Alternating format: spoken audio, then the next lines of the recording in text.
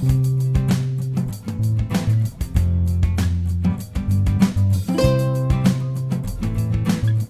everyone, welcome to Bubli's World Cuisine. I just made these brownie cookies and they are delicious.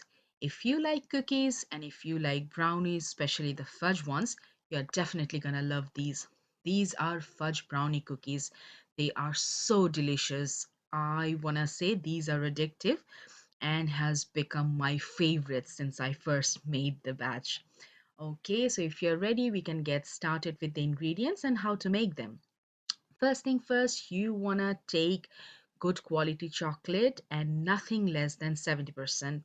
So you want to chop your chocolates. You can also go for chocolate chips. That's your preference. I always go for the bars and obviously good quality. In a bowl, first I'm going to add my butter. Now I have 35 grams of unsalted butter. To that, I'm going to add the chopped chocolate. Now we are gonna use a double boiler, which is nothing, just hot water on one pot, and then on top of that, you put another bowl. So we have our chocolate and butter in it, which is gonna melt in the heat. So your heat should be simmering and the bowl shouldn't touch the hot water. Within few minutes, you'll see that your chocolate and butter will melt and become all gooey. Now, this is thick because the chocolate consistency is more than chocolate quantity is more than butter. In a separate bowl, first we want to crack an egg. Now, this is one large egg, and all you want to do is make sure it's at room temperature. To the egg, I'm going to add 65 grams of caster sugar. Now, you need a beater and you want to beat it for a couple of minutes in medium speed. You can also do it by hand using a whisk. All we are doing is creating volume in it. And once that's done, and once you reach this ribbon stage, you'll know that your egg sugar mixture is done.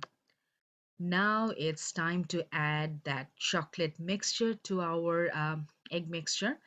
Now, on this bowl, we have egg and sugar, and we created a lot of volume. To that, we are going to add this dense chocolate mixture. So, what you want to do is mix it in a way so that you don't break that volume you just created. I switch to a whisk, and once you are done mixing and everything incorporates, it should look something like that. Very gooey. Now I want to add my dry ingredients and I like to use a sieve. First goes cake flour and next I want to use cocoa powder. I have a tablespoon of cocoa powder here. To that I'm going to add some baking soda and just a little bit of salt in the end. You want to make sure that your ingredients are lump free, and the best way to do it is to sieve them. There is nothing like sieving your dry ingredients to make sure your final product is nice and smooth. Okay, now you want to mix everything together. To do that, you can use a spatula, you can use a whisk. What I like to do is first use a whisk and then usually I switch to a spatula. So there is a lot of volume inside, and you want to keep that as it is for getting that fudgy brownies. Okay, scrape all the sides and try to fold it in a way that so that your volume stays. Now it's in a ribbon stage and everyone has mixed in very nicely, and I'm happy with my batter. Although it seems like the batter is all done, but it isn't.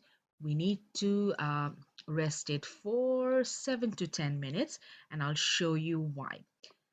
In the meantime, let's preheat our oven to 180 degrees, and we need to line a baking tray with some parchment paper. Try to use a large tray because these cookies spread a lot. Okay, after 10 minutes, the batter is now ready, and I like to use an ice cream scoop to make the shapes.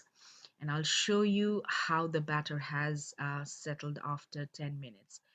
It has more volume now. It's airy and just exactly how it should be. So it's very important to do that resting.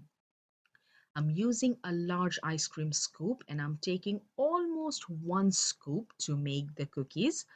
And you want to spread them out. I mean, you want to leave space in between because they spread a lot.